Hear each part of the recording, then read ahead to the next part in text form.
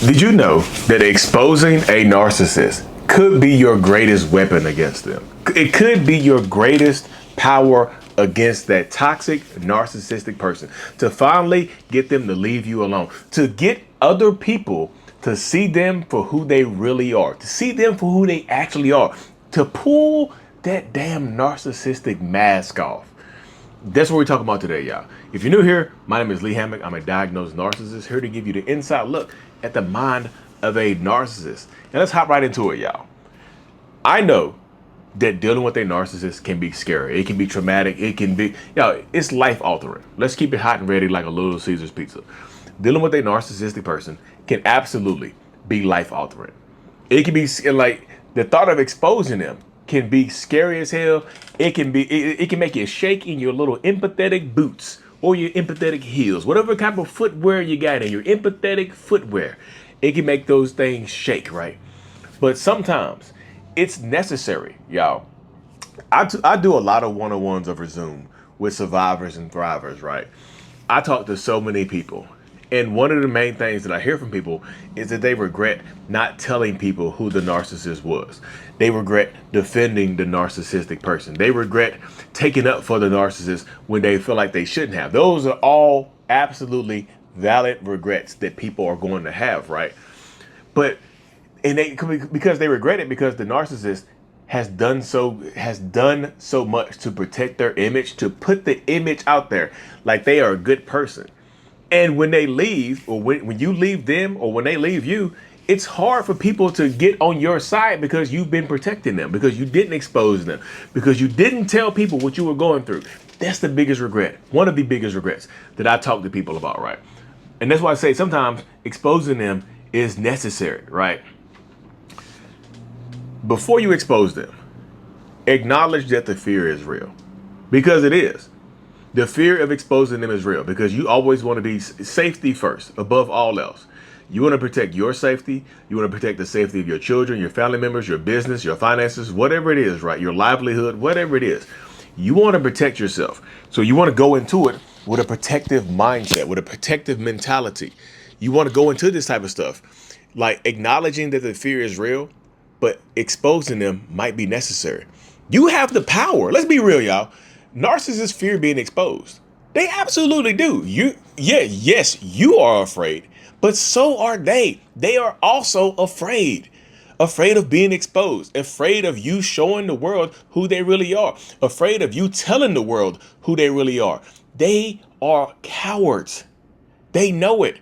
That's why they spend so much time trying to trash your reputation. That's why the smear campaign exists, y'all. That's why they smear you so you can't get ahead of who they are.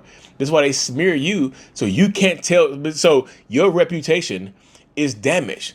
They have plausible deniability. Like, look, I'm the victim here. They can play the victim. Just as much as you're afraid of them, they are afraid of you. I promise you. And this is why sometimes exposure is necessary. And what I mean by exposure, exposing them pretty much means telling your story, telling the truth. You're not lying. I know that narcissistic people will try to convince you that you're smear campaigning them, right? That you are just like, hey, you're lying about me. You're crazy. You making stuff up. You're telling the truth. Just think about it like this.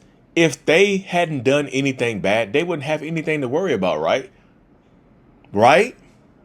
If they had treated you well, they wouldn't have anything to worry about. There would be nothing to be afraid of if they had treated you okay. You see what I'm saying?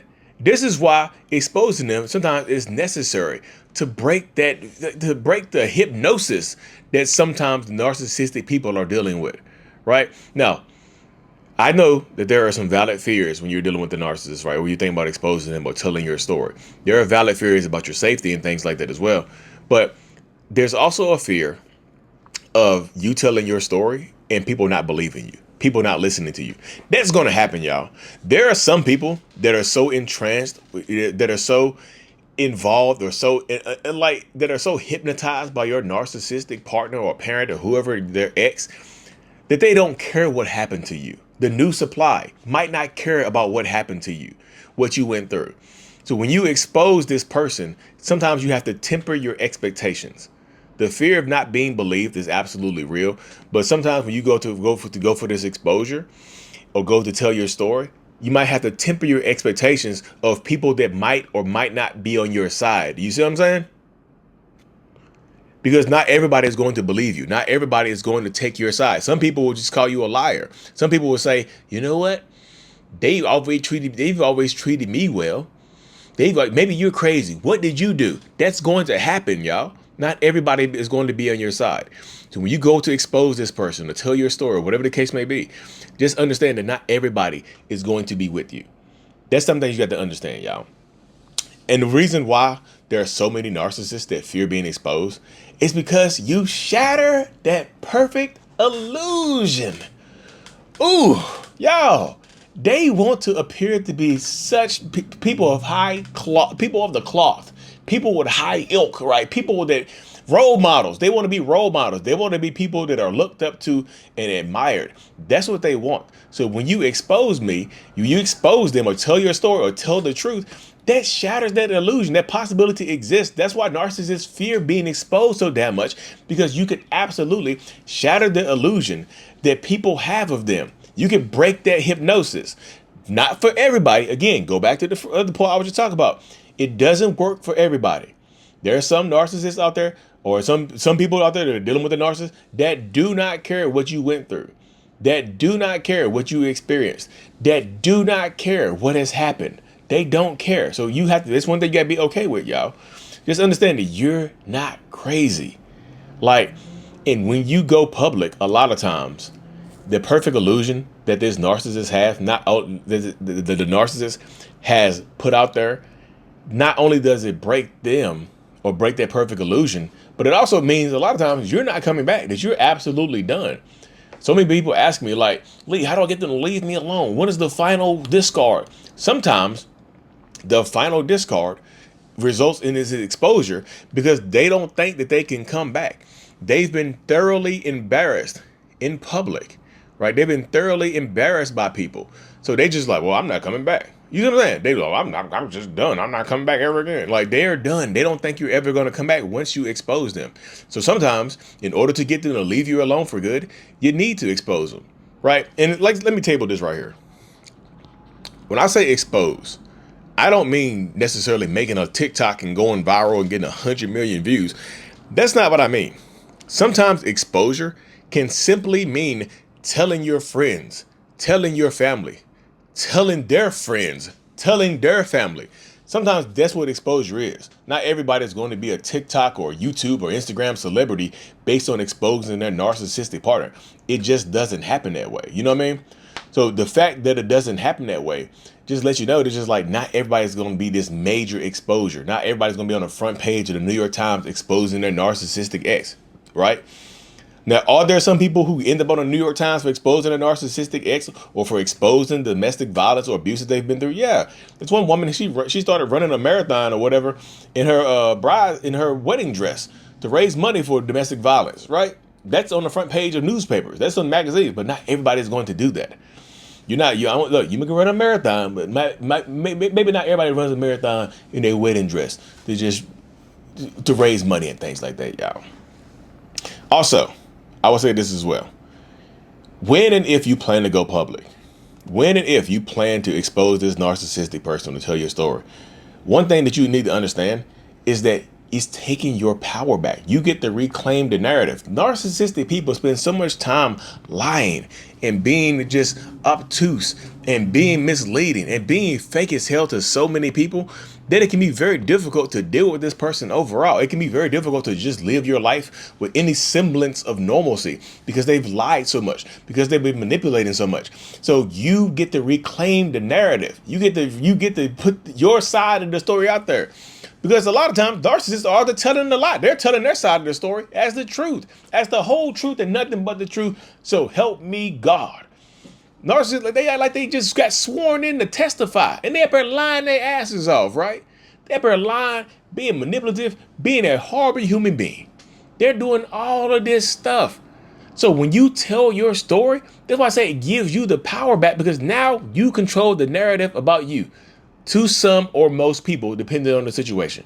Again, some people won't care about you telling your story because just like when victims of rape or SA come out years later and tell their story, some people will automatically dismiss them because why did you wait 5 years to tell your story? Why did you wait so long to tell your story? Why did you tell your story when it actually happened? See, that's why I don't believe you. You see what I'm saying? Your story could 100% absolutely be true. You can have irrefutable, verifiable evidence that it actually happened to you. And some people will still not care and make up things. They'll absolutely create falsities and things like that to benefit themselves. This is what they'll do. This is how they go about doing things, right? Some people don't care that you're sharing your story, but taking your power back is not just taking it back from everybody else. It's giving you yourself the power.